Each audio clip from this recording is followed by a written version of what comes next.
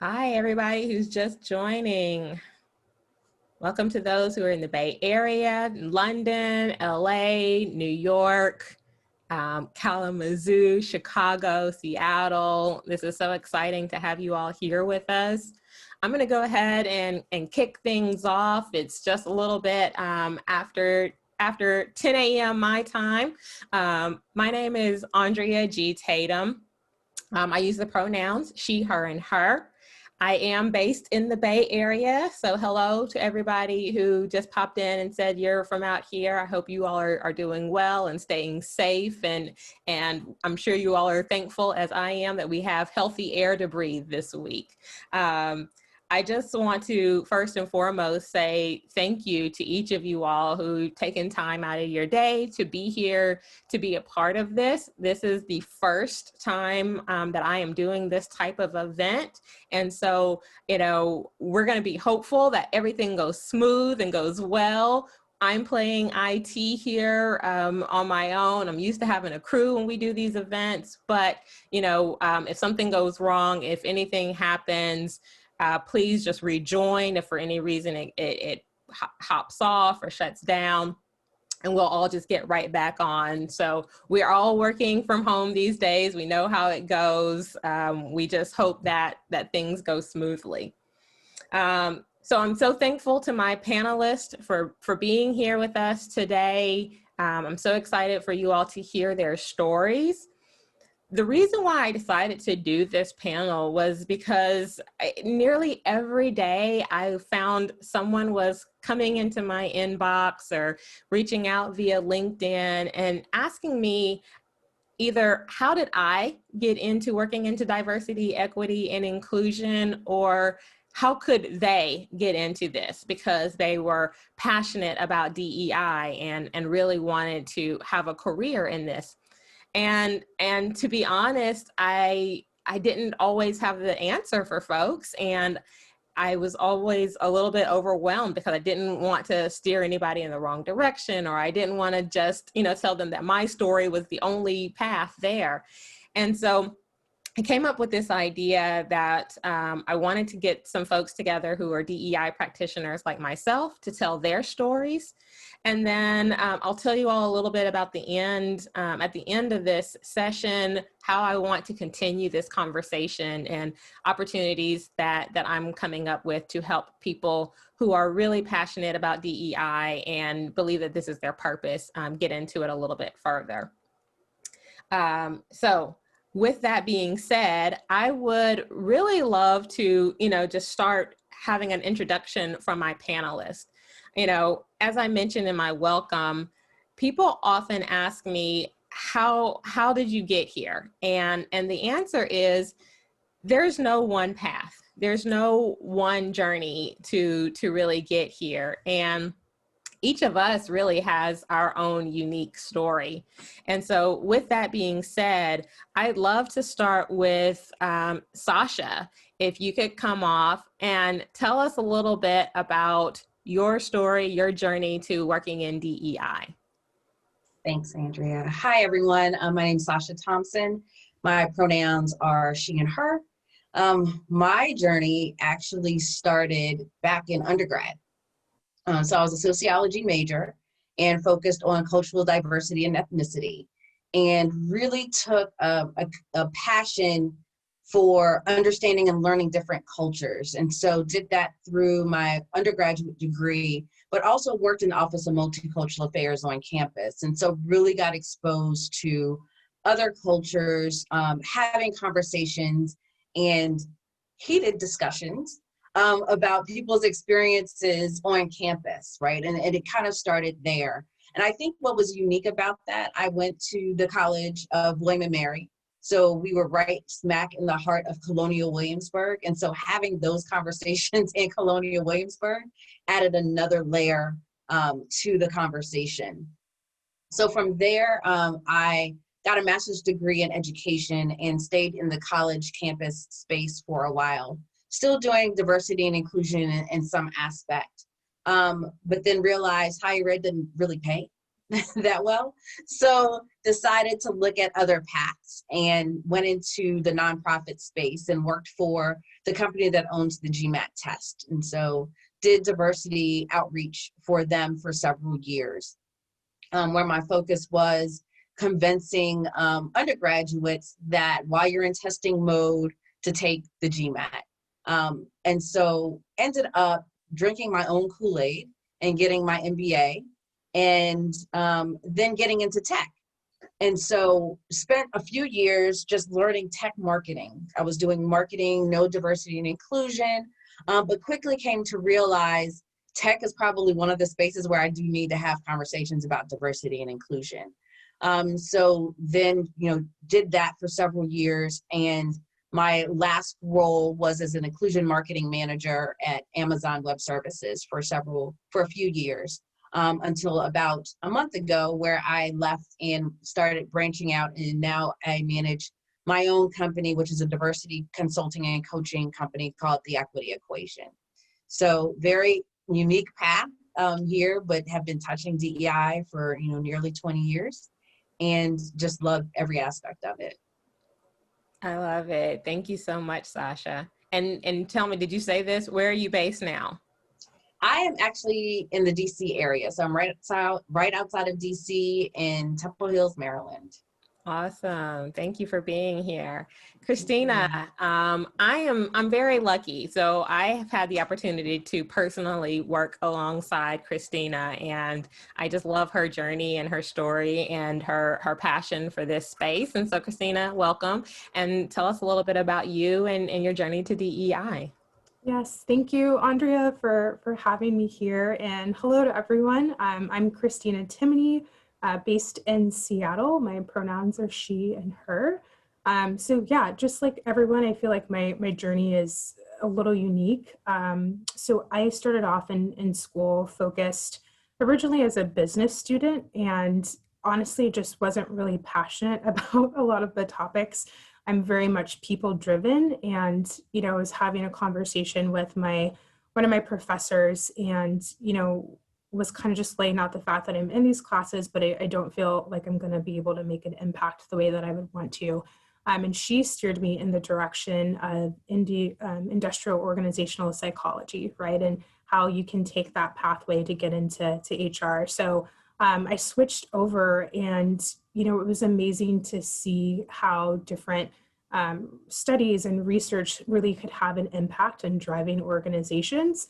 When I first graduated from college, I went into the HR field, but kind of away from what I was studied and focused on, because I graduated in 2008 when the economy crashed. So, you just kind of take a job, which I was very lucky and thankful to do. So I started off my career in HR in the benefits and payroll space. I then worked at Microsoft for a few years in benefits, but then left in a role that was L&D focused, so learning and development focused. And it was a little bit more of like a associate program manager type role. And I left that position to become a recruiter. So I was actually recruited by a recruiter to join a recruiting agency focused on recruiting HR folks and talent, and really just kind of fell in love with it because it really got me back to why I went into HR, which was to connect with people. And in this instance, it was helping to connect people with great opportunities and great careers and great companies. So I worked in recruiting for a number of years, and in my previous organization, I started to get more involved in the local D&I space here in Seattle. So just started going to events and, started to go to my leadership to seek sponsorship opportunities where we could sponsor conferences and we can show up in these spaces. And then my director at the time approached me with an opportunity to build out a diversity recruiting strategy for our org. And so naturally I jumped at the chance because it's something I'm really passionate about, because I looked around and I wanted to see more people, not that just looked like me, but that represented our wider communities, and just recognizing that there are different blockers and barriers in place it's a big passion of mine to be a part of helping to drive that change. So that's what I'm focused on today. I'm currently at Tableau as a diversity recruiting program manager.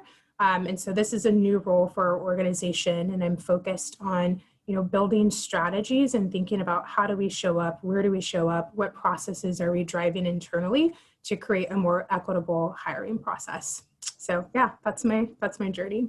I love it. Thank you so much, Christina. And Gary, I would love for you. You've got like one of the most unique stories. So please share with everybody kind of how you've ended up where you are today. Yeah, well, literally, thanks, Andrea. Like, I'm literally here right now because of Sacha. Like, we got to know each other and worked in similar roles at times, never on the same team, but kind of crossed paths a good bit. So I'm fortunate to be here. I appreciate being here. My name is Gary Cooper, he, him pronouns. Like Andrea mentioned at the outset, I'm from North Carolina. I live in Seattle currently. And I went to school in a small liberal arts college in Spartanburg, South Carolina, Wofford College. So I guess the other piece that I would say, my journey to being here is to say that I'm white, right? Like I think most of you could assume that by looking at me, but I think it's important to say those things out loud. It'll help ground sort of like where I'm coming from and the answers that I give. It also helps ground the way that I operate in this space of DEI and where I see my role being in DEI. But I was, I played football at Wofford. I was a religion major. And so, close to graduation, you have to make big decisions on what you want to do with your life. And I don't know that I had the courage to go to divinity school or to do something beyond that at the time. So, like many people, I just went into marketing, and I actually worked for the Carolina Panthers, and that's not a shot at you, Sacha, but I worked for the Carolina Panthers for 4 seasons, had an opportunity to jump out to Seattle. I was in a place where I knew, for me, I knew if I didn't get out of the same circle that I was in, that I wouldn't be able to grow. And so for some reason I had that in my head, and I happened to meet a woman in Charlotte, and she was from out here, and we ended up getting married a number of years later. But it was really out here where I think it started to hit what a diversity and inclusion, what a focus on justice, what a focus on equity, though I didn't have the language of that then, may start to look like. There are ways in which Seattle presents itself as a utopia. There's ways in which I heard when I came out here that like where I was from was the bad places. We were good here. And it's not true, right? It's just in subtle different ways. And so Seattle helped teach me and open my eyes to the ways that you can think critically and see the critical analysis of what's actually happening versus what people are saying. So I was working for ESPN out here, had an opportunity in the last 4 years at ESPN to get back into football and coach high school football. And there was a couple moments early on in that where I was at a very affluent neighborhood, majority white. The school was public, but it was affluent white. And I'd never been on a football field based on where I grew up and where I went to college, where there weren't Black kids on the football team, and we had 2. And not surprisingly, like they may have been, maybe not surprisingly, they were the best athletes on the team. And there were a couple scenarios where it was clear that the other young kids, the young boys, men, weren't sure how to engage. Like, it was cool, it was exotic, it was nice to have the Black friend, but then some things were getting said, you know, in closed doors, and so our staff, all white men, but white men that you know, looking back on it, had equity and justice as a mindset, knew we needed to start something, and so we started a Wednesday night session with these young boys, these young men, and started to provide the space for them to ask questions, to engage in these conversations, and to really challenge them on why they believe what they believe. And so that manifested itself through the last couple of years, and some things happened at ESPN where we knew that, like, it was likely some roles were going to be cut. I was fearful that mine would be. My wife and I just had a kid, and so I jumped over to Amazon and didn't know how I was going to translate the football stuff, what I had enjoyed most about engaging with people in those hard conversations, to Amazon. But I went to a fireside chat. I started with Prime Video in a partner marketing role, and fireside chat with Michael Denzel Smith. It was like 6 months in. His memoir, Invisible Man, got the whole world watching. It had just been released, and at the end of his fireside chat, South Asian man stands up and says, "Look, like, there's just so much to do. I want to help. How do I get involved?" And of course, that's the question on my mind too. And Michael at that moment said, "Look, the Black community doesn't need you to come save us. We need you to save your own people." And I just never heard of it phrased in that way before. I had to, like, really be honest with myself and sit with myself for a minute and ask, like, it is the mindset that I've always had as a white savior mindset. Was I there to be supportive and advance and amplify the work, or was I trying to be the work? And then what does it mean to save my community in that language? And I looked at it as the white tech leader. And so ended up trying to squeeze myself in a number of areas. I happened to get connected with a member of our Black employee network who wanted to run a Black History Month campaign on Prime Video. That was the first start to, like, sort of the, what are you doing? How are you engaging with other communities to bring something to life? And then I was fortunate to be on the founding group that brought our conversations on race and ethnicity, our core conference, to Amazon. And that was all outside of HR. That was all outside of traditional DEI work. But it had gotten to a place then where I knew that I couldn't go back to talking about first streams for Prime Video. Like, I had to do this full time. And so fortunately, I'd met folks like Latasha Gillespie and Sacha, who were willing to just sit and chat with me on a number of occasions and help push me. And it was a role that got opened up to own the core conference. And because of my engagement with it in the past, it was a natural transition into the work full time. Awesome.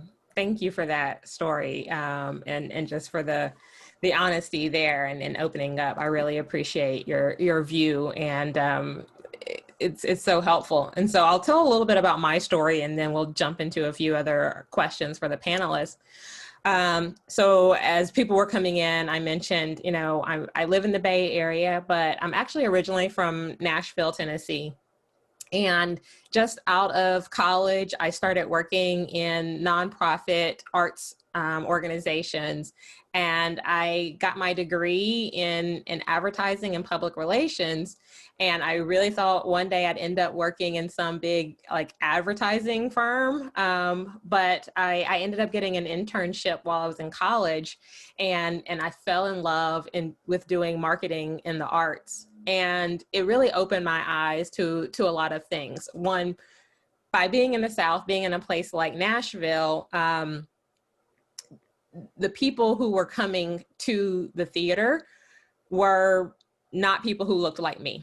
The arts can often be a very elitist area. So we would say, you know, it's primarily older, very affluent, and white. And so I was like, how do we think about getting people into the theater who are younger, who are from different backgrounds, who may not be able to afford a typical ticket, who can't afford a subscription package at the price level they are? How do you get college students in? And I was really fortunate that I had a CEO and a head of marketing who were open-minded to that thought process. And we started thinking about ways to bring in more diverse audiences. And you know, on top of that, I also started thinking, how do we make sure that the people on the stage are also not all just white people? How do we make sure that what we're bringing here is of interest to a really broad set of people and help to bring in more audiences? And so in that time, though, we were also looking at how do you make sure that the physical environment in which people are coming into is accessible. And so I got a chance to work with bringing in ASL interpreters to our performances on the weekends. I was working really closely with our operations team to ensure that we were going above and beyond the ADA standards. We went through this whole process and installed Braille throughout our building. We were printing Braille programs. So that was really my first introduction into really fighting and advocating for something to be different and more expansive than what it was. Fast forward a few years, I moved to Atlanta, Georgia, still working in the arts. Same conversation, even in working in a place like Atlanta where it is, you know, more diverse, we were still having the same conversations. How do we bring in younger audiences? How do we bring in more diverse audiences? And so everything that I did was as a marketer my only job was just to sell tickets. That's all they were paying me to do. But I never felt like that was enough. I always felt like I needed to push the leadership and push those around me to make sure, what did our marketing look like? Did our marketing actually even communicate to people that they should be here? Because if we only put a certain type of person on our commercials or on our brochures, it feels very limiting and very exclusive. And so I continue to be what I kind of call a gatherer of skills. I just have been collecting skills and experiences over these years. I became a certified project manager when I moved to the Bay Area and started working in tech because I really saw that one of my really great skills is for kind of getting people from A to Z. Like I love a process. I love getting through things. So I really figured out, how do I take all of these skills and experiences that I built over the years and put them to work? And so I ended up going to work at Tableau, and on the side was doing several DEI initiatives, and I had the opportunity to, you know, in the way that many people do, get to kind of help start our ERGs, do a lot of our cultural events, and come at it from a lens of what do people see outside. But I knew that that wasn't enough, and it felt performative for me to say that this is what we're doing, but it was my end. It was the area of influence that I had, and it was very important, but it wasn't enough. And so I literally wrote a job description based on all of the experiences and skills that I'd gathered over the years. And I looked at job descriptions and said, what is it that they're looking for when they're asking for DEI practitioners? What is it that these people are really trying to accomplish? And I wrote a job description that took my skills, my experiences, and said, here's how I can help push the needle for Tableau. I brought that to our head of HR, told her, here's what I'm gonna do for you, and made that very bold move, and you know, the rest is history. And you know, now in my full-time work, I have the opportunity that I get to kind of consult with several different organizations day in and day out and help them look at their DEI strategies and how they're moving moving the needle and making their workplaces more inclusive, more equitable, and more diverse. So as you can see, you know, we all have very different journeys, and we've, you know, I've heard, you know, us say that we had a background where we did some learning and development. We've probably all dabbled in marketing a little bit, but career in sports, and, you know, just really seeing all of these different paths and these skills and experiences and how they shaped us into wanting to do this work. So with that, I want to jump kind of to my next question. And I'm going to share my screen for just a second here. There's this research by a company called Russell Reynolds and Associates. And they say, you know, that a chief diversity officer kind of has these 5 key attributes, or there's these skills that a chief diversity officer has. Then they kind of named them strategic executor, data savvy storyteller, influencer champion, savvy authentic communicator, and a pragmatic disruptor. And I just found that so fascinating when I thought about, man, what are the attributes that make for a really successful DEI practitioner? And full disclosure, the truth is, right, there's no one DEI practitioner job. As you've heard, there's so many different career paths within this area of work. And so I thought it was really interesting, though, that these kind of bubbled up, because I felt like across the board in a lot of the various aspects of DEI, these attributes still felt very relevant. And so with that, you know, I would love to just ask my panelist, starting with Christina, as a DEI practitioner and someone who interacts with other DEI practitioners, what's one skill or experience that you actually think is really useful or helpful for someone who wants to be in this line of work? Yeah. So like you said, I think there are so many different areas and so many different important aspects that goes into it. One area that I lean on a lot is the data savvy storyteller piece, because I think, you know, for this work, you have to bring people along the journey, right? And I feel, you know, we have to start with education, right? And bringing people into the why behind what we're doing. I often, in talking with other people in this space, especially for those that are starting out, you know, they typically kind of jump to, you know, we're going to start going to recruiting at an HBCU, or we're going to go to this event, which is great. We want to do those things. But before we get to that step, it's important to think about the people who are going to be involved with those candidates. Do they understand the why behind what we're doing? You know, do they understand why HBCU, why it even exists, why people go to HBCUs? So I think the data piece is huge, right? It starts with, you know, educating your hiring teams and educating leadership and thinking about data and research that you can leverage externally to showcase the why behind what we're doing, right? And part of that, again, it makes sure that we're all kind of centered on the same goals, but it also, I believe, helps to inspire and galvanize people to take action. I think a lot of times in the DEI space, sometimes the way that the work is portrayed is it's almost like charity work, right? Like, how can we help these communities? How can we give them an opportunity? When really what we're talking about is dismantling systemic racism or sexism or ageism, whatever the ism is. So it's really not charity work. We're trying to do equity work. We're trying to level that playing field. But until you bring people along the why and give them those historical contexts to why things are the way they are today, it's hard to get to that piece and make sure that people are impassioned about it. So I really lean on the education piece. I lean on leveraging research that can be given and showcased to leaders and to the hiring teams.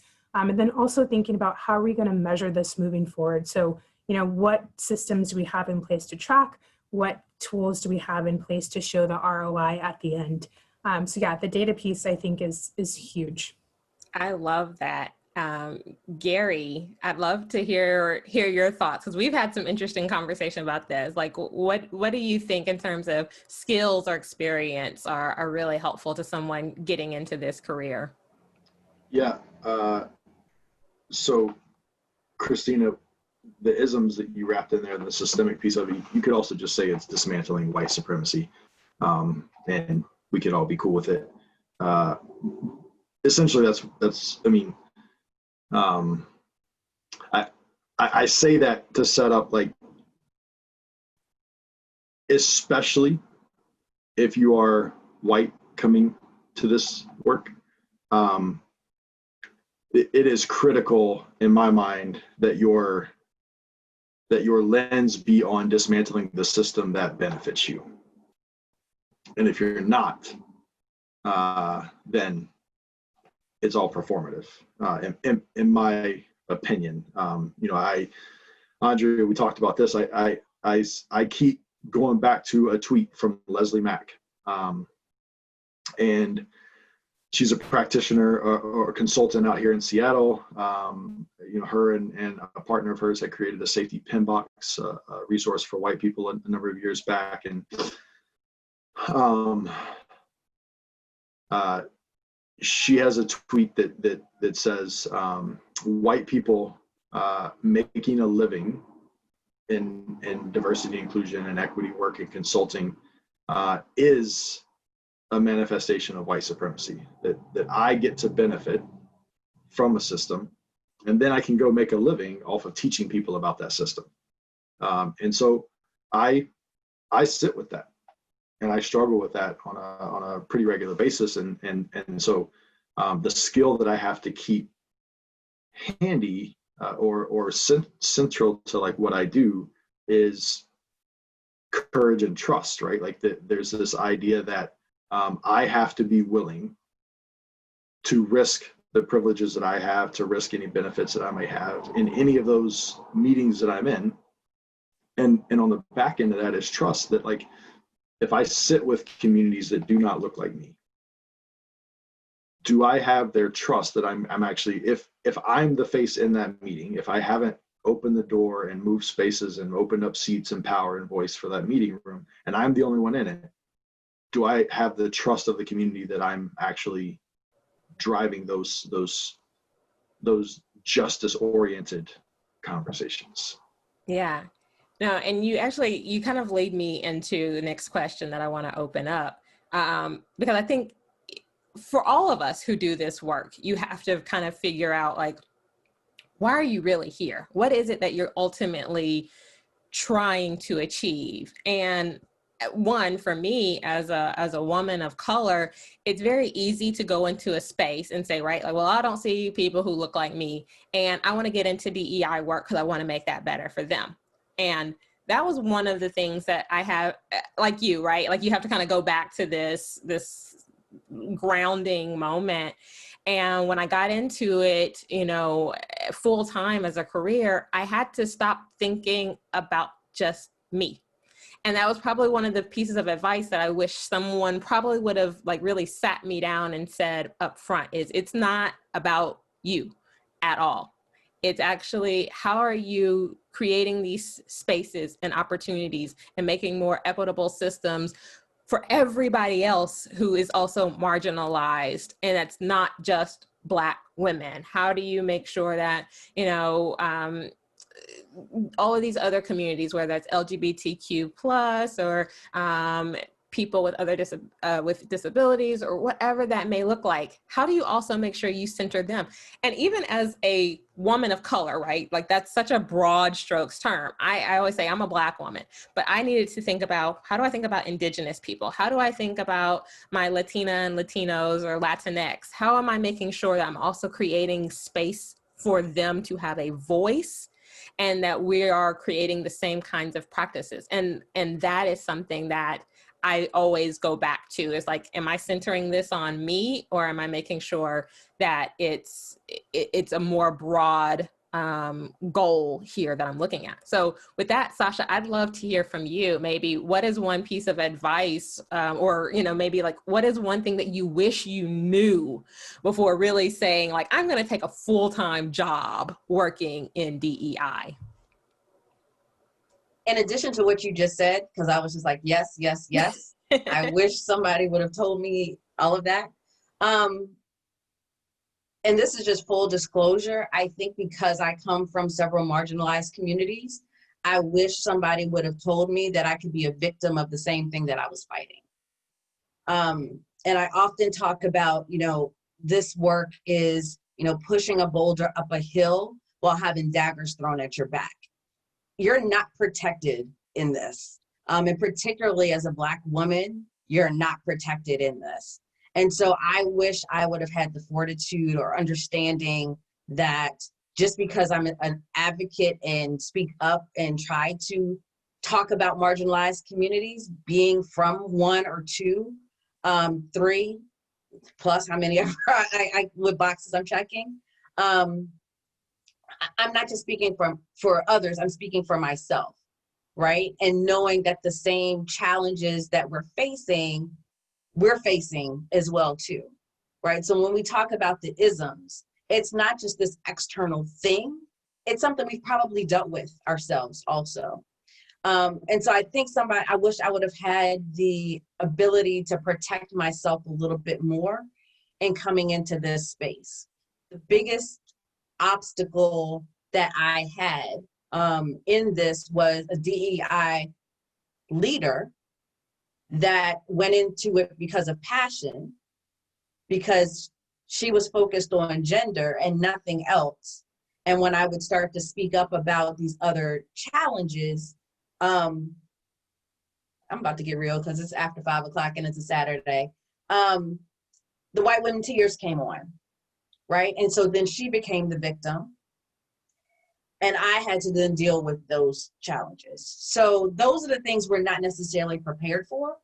But I think it's something that if you go into this, you can build up your armor. You can start thinking about ways to protect yourself. And sometimes that's stepping away from the work. Sometimes that's understanding who your true allies are in this space. I mean, there have been times where, you know, I've hit Gary up on the side, like, can you jump in? Can you help with this? Because I knew I couldn't take it on, right? Or I have another, you know, former coworker that I would quickly say to her, like, hey, I need you to get your people because I can't take this right now. So knowing what resources also are available to you so you can protect yourself, because this work is hard. Whew, you said a whole word. Go ahead, Gary. Sorry.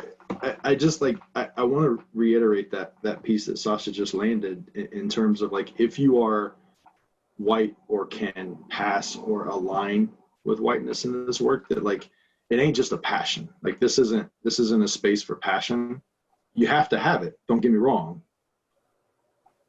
But that ain't the only piece that you have to have. And so what ends up happening and what I experience and what I see is what Sacha was saying, right? Like there are people that look like me that when it gets tough, we have a place to go because we're not also the data. See, there's a like, what do you do when you are both trying to fix the data and you are the data? And for somebody like me, I'm not, right? Like I can disconnect from this if I want to because my child's life isn't on the line. So what are the ways in which you wanting to join, like, I guess like I'm just stepping in, like if what I wish I knew or the advice I give is like, if you look like me and you're trying to get in, where are those moments that you're willing to pick up the things from Sacha, that you're taking the things off her back so that you carry it, not because you're a savior, but because you need her to survive in this work because it's important that she's in this work. Yeah, I'll echo that. And I think this summer in particular really highlights what it's like to be doing the work, but also be a part of the communities that are impacted by the work.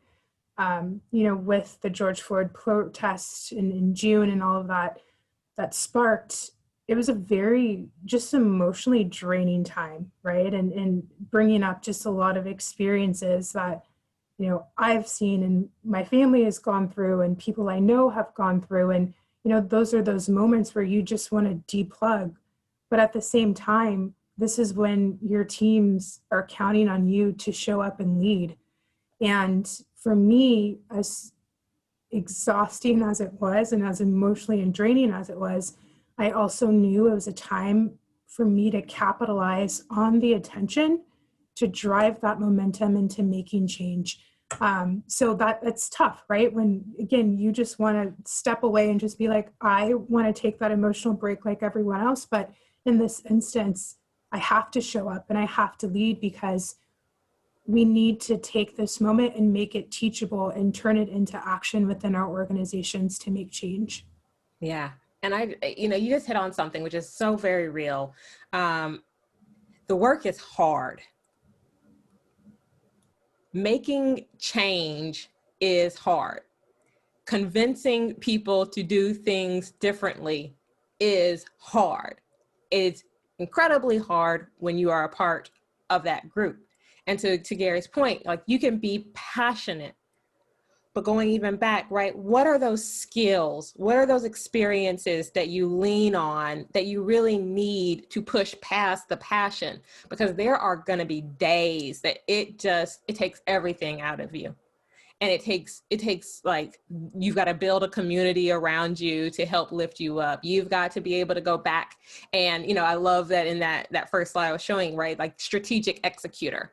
I have to go back to my strategy. What is it that I'm trying to do? Because right now it's really, really hard. And why am I doing this? Like, there have been days that I've asked, like, why am I doing this? Like, what if I just went back and did some other job in which I didn't feel like I was, like, what did Sacha say? Going up a hill with a boulder on my shoulders. And daggers. and daggers coming at your back, right? And so you have to really think about that in the midst of having passion for this work, because it's important, but that alone won't carry you in those moments. So I would love to kind of pivot onto that, because I think we've all at some point experienced highs and lows in this work. High highs, low lows. So I'd love to hear, you know, if you could just quickly hit on very, very, very quickly, if you could name one high and maybe one thing that you use to push through when you hit those low lows. And for me, the answer is almost one and the same. For me, there have been moments where I felt like maybe this work doesn't matter, right? Like, maybe I'm just talking out into, you know, just to a wall, and I'm beating my head against a wall, and maybe it doesn't matter. And, you know, you do something and you say, okay, we're going to get this out the door. We've done this thing. And there's some days that you feel like you did a thing and it felt this small, because really you want to do this laundry list of things. And I had to learn to be okay with some of those small things. Those small wins add up, and they do make a difference. And you may not know who it's impacting in that moment.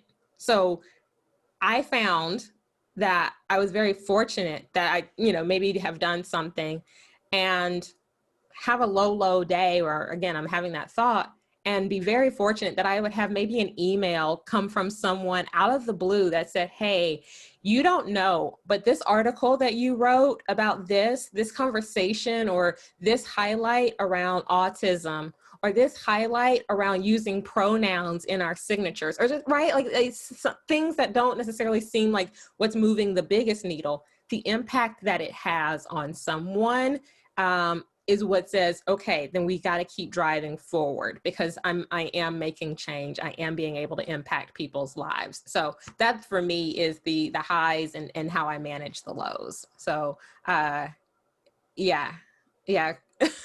Anybody else want to jump in on that one? Yeah, I agree. You know, I've had some conversations with, you know, either recruiters or people with the business, and you know, sometimes it can be frustrating when, you know, folks talk about, oh, top schools, like we want to recruit for them, and like, you know, we want to do the X, Y, and Z, and so when you're going through those conversations to break down why, like what is the problem with saying top schools, right? And trying to recruit exclusively from those. And you walk away from those conversations, drained and hoping that it lands. But to see those same people come back, a month or two later, and their mindset has shifted, right? I had one person in particular who, said that they had been recruiting for 30 plus years, and they had learned more from me in the last few months than they had their entire career. And they were one of those people that I had one of those tough conversations with, right? And so you have those low moments where it's just like, oh my gosh, but then to see the journey of people, and, that person became one of the top advocates for pushing change and pushing thinking within their own team. So sometimes those things that seem frustrating, they're actually little tiny seeds that will bloom and blossom and start to make that progressive change within organizations. That is just so important. But yeah, you have to push through those. And that's why, again, I really lean on the education piece, because I think it's hard to assume that we are all coming to the same place with the same education and the same understanding of what's going on with the world, because people are taught different things at home. They're taught different things in their textbooks at school. Even, our social feeds are different based upon the algorithm. So what I'm seeing can be very, very different from my colleague. I actually had a coworker that said when we connected on LinkedIn, they started to see a ton of things that they had never seen before come through their feed, right? And so I think it's important that we never assume what people know and what they don't know. As DEI practitioners, we have to take that step to understand that we have to educate people and bring them along the journey too. I love that. Anyone else? Because I do want to make sure I leave some time. We've got some questions in the Q&A that I want to address too. But Sasha, go ahead, and then we'll jump into the Q&A section. I actually was going to piggyback on what you said too. It's those little small things that you just don't think is going to pick up can really bring you joy. And it goes back to those with the what to look for in a CMO or a CDO, and the authenticity and the storytelling. And so for me, it really is like, I need to use my voice. I know that. And that's where my lows and my highs come in. Because lows, sometimes people don't want to hear what I have to say. But I'm also saying the things that people don't feel like they can say. And so those are the inbox questions or comments that I get a lot of. It's, thank you for posting that. Thank you for sharing that. I've experienced that. I thought it was just me. Like, I needed to hear that. And so even though I may be venting, and it's always a strategic vent when I do it, I know there's an audience that I'm reaching because they've felt that. And so though that's my low, my high is knowing that there are others out there that will no longer feel alone in whatever they're dealing with. Awesome. So I see a couple of questions, and they're a little bit similar. And so the first one I want to start off with is, if you're really seriously thinking about a career in DEI, people are, what I'm kind of seeing is, the criteria really rests on having an HR background, or, people are saying like, how is it that I get more experience? Everyone is saying that they want experience, people with DEI. So a couple of things that I'll just kind of hit on. One, this is part of what I am wanting to help more people understand, which is as people who have experience, if you've really been doing work, even if you've not had the title of DEI, if you've really been working towards certain goals, how do you translate those skills and experiences? And I think sometimes it's very easy that, as your resume writing, to get hung up on your exact title. And there are different ways that you can approach creating a resume that is less about the title that you had and more about the experiences and things that you have achieved.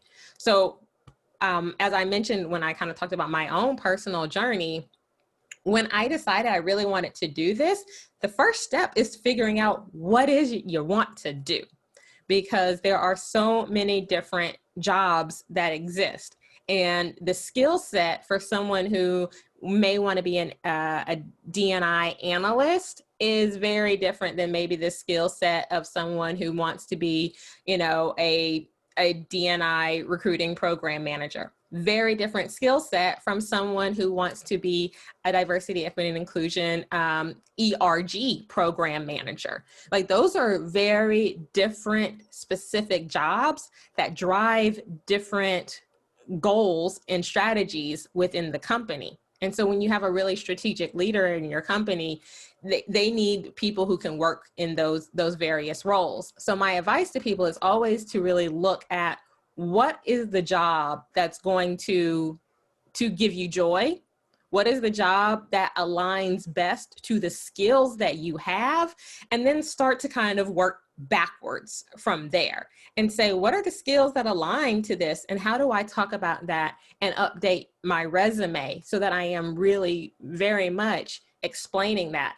I had a lot of marketing experience, but when I started doing my resume, I pulled back on how much of the marketing. I can talk about, I can do a 360-degree marketing, great, but that wasn't the work. The work that I was doing was creating, programs and ways for having marketing that spoke to a diverse audience. And what I was able to do was this, this, and that. So how do you talk about how you use your skills to really make an impact? I'm going to look and see. Oh, there's a really great question that just came up. I love this question. How do each of you utilize storytelling in this field? Any advice for those of us seeking to enter in the job market? I think storytelling is a huge portion of this. And Gary, you wanna jump in on that one? No, oh, Sasha. I think it depends on what you're trying to accomplish, right? So who's your audience? And again, this is the marketer in me, right? Like, that's the first question I always ask. Who's your audience and what do you want them to do? So if it's internal storytelling, are you telling the stories of your underrepresented employees? What are their experiences? What do you want management to do, right? So how do you formulate these stories in a way that gets them to see, like, oh, this is the experience, and vice versa. If it's external audience, if you want them from a recruiting standpoint to apply to come work there, right? You want to tell the stories of what your employees are experiencing. Or if it's your customer base, right? What is it that you want them to do? So it really just depends on the audience, but I think stories are a great way to do that. When I got hired to Amazon, I managed the program, and that's what we did. We were telling stories of underrepresented technologists that weren't Amazonians, right? Like, how are you a startup founder, and what are you doing in that space, and how is it impacting? And so because of that representation matters, right? People were able to see, oh, I can do that too. So again, it's really all about what do you want people to do, and then how do you align the right stories to that to get people to move in that direction. Yeah, no, that's a perfect answer.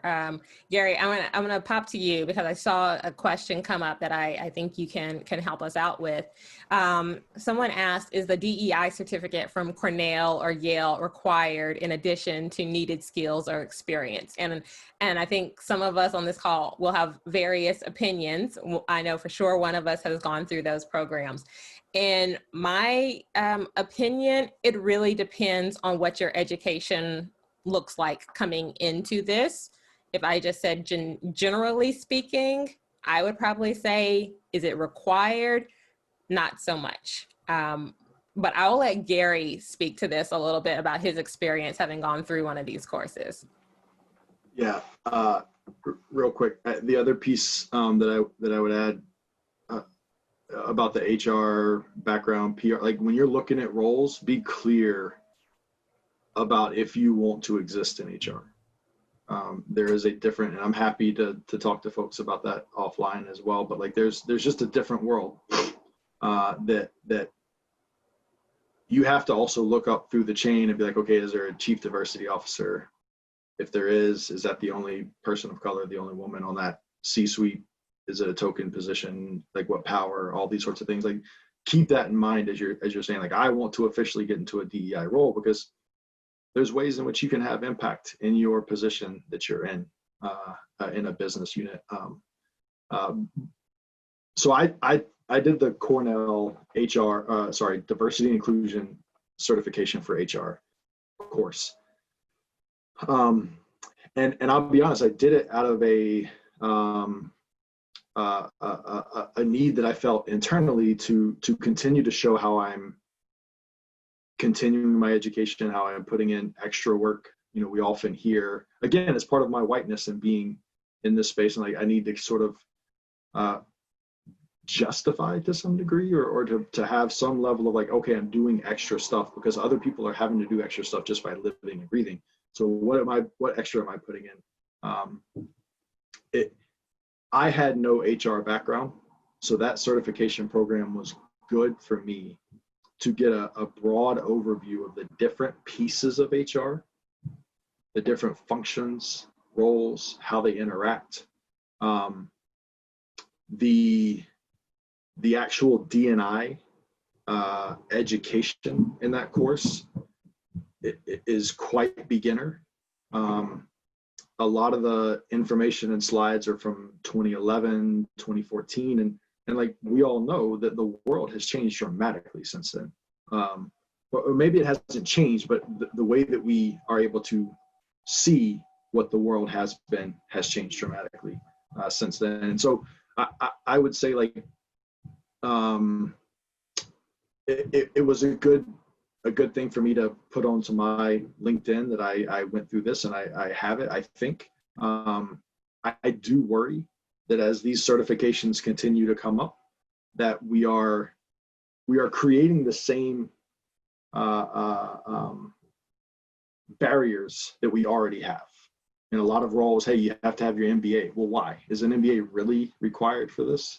And we know what happens. Like, when MBAs are required, like, there's certain amount of access and opportunity and money that has to come with getting that. So like, the requirement piece, I hope we don't trend towards that direction. My fear is that we are starting to see that, and it's not cheap, right? Like, I was fortunate that the team that I'm on paid for it. So like, there was a fortune and a privilege that I had there. So if you are someone who needs an HR awareness, if you're someone who is at a beginning stages of how D&I intersects with those functions, I think it's a good course. If not, then I'm not clear that it is. Yeah. So I'm going to segue, because we're right at our time, and I want to thank everybody who has joined us for this conversation. I hope that you found some value in it. And so I do want to just let you all know that as of today, I am actually offering an online on-demand course called Introduction to Diversity, Equity, and Inclusion Careers. You are able to take that online, and it's available through my website. And really what it is very much an introduction. It hits on some of the key topics that we talked about today. It gives you insight into 5 or 6 of the roles that you may hear about in companies right now that are for DEI practitioners, and gives just a little bit of insight into how those roles are different.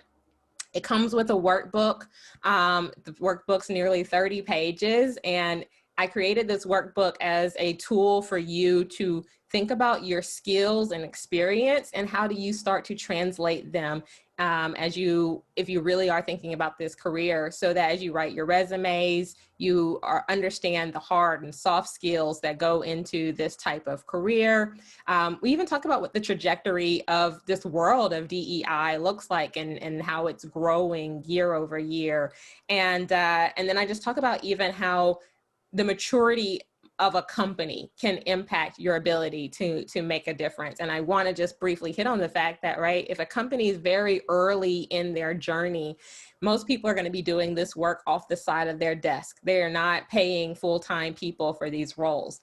As a company continues to mature, then they start to open these DEI roles, and depending on what it is that they need, and that may be some of the rub some of you all are feeling, depending on how early stage these companies are, they really do need people with more experience who understand maybe a holistic approach to DEI. And because you're not going to just do one portion, you're not going to just be doing ERG events and cultural events, because guess what, y'all, that is not all DEI work is. It is someone who can think about, you know, a little bit of what Christina's job is in terms of recruiting programs. It's a little bit of, you know, and in really, really mature companies, you have people who are looking at, you know, DEI within the product, DEI from the external lens, DEI within your supplier diversity. So I always like to tell people, you really have to be more specific about what you want out of a career in DEI. So I am offering that course.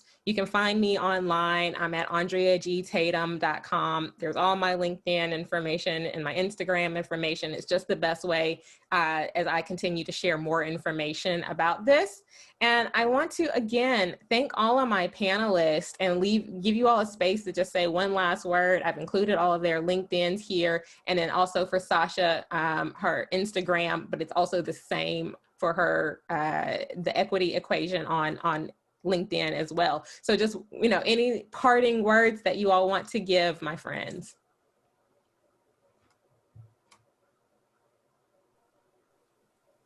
This is just a little plug.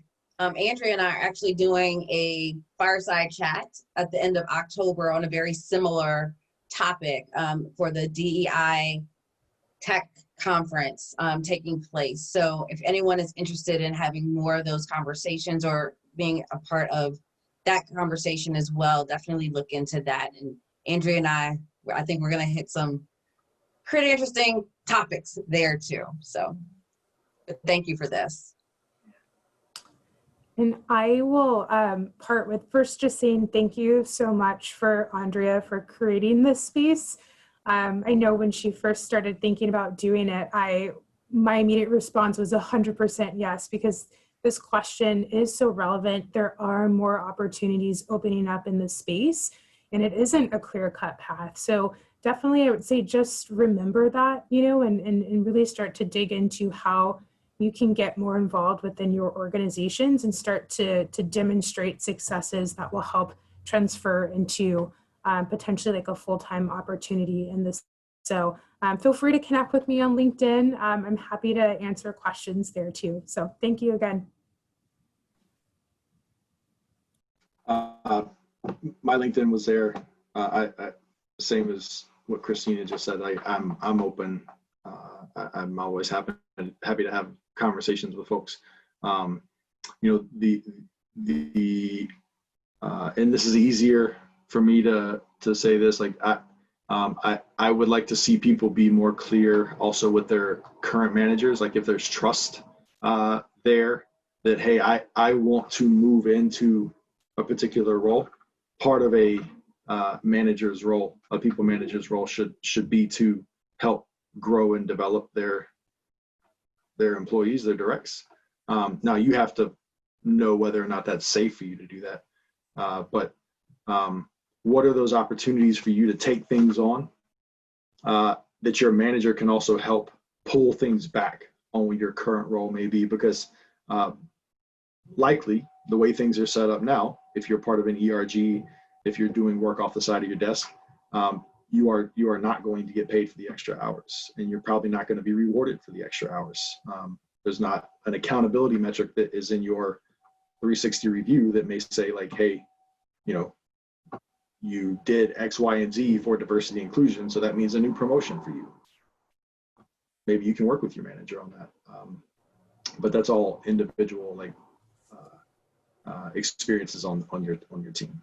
No, that's such a great point, Gary. Thank you for that. Yeah, absolutely. I am a huge advocate for having these conversations with your manager, going back to those points of like, what is it that you can gain in the job that you have? Right now, I always say everybody's job is a DEI job. In the role that you are in, you have the ability to make a real impact in, whether that's if you're a hiring manager or, you're an IC, whatever that is, you really do have the ability to drive culture in your companies. You have the ability to help push the needle, say, hey, maybe this is something we can think about, and how you can really push and advocate within your role to say, hey, maybe I want to build some strategies that will help me gain some more experience for the team that I'm on right now. As a marketer, maybe there's something I can do to gain some additional skills and experiences. So I think Gary makes a great point. How can you work with your managers, gain these skills, gain these experiences? So I really do say that that's right. That is, if D&I is everybody's responsibility, even if it is not your job title. So thank you for that, Sharmi. All right. Thank you all again so much. We appreciate you being here. This has been recorded. I will have this up on my website in the very near future. Please do check that out. And we will probably do these again at least once a quarter and continue the conversation. Thank you all so much for being here.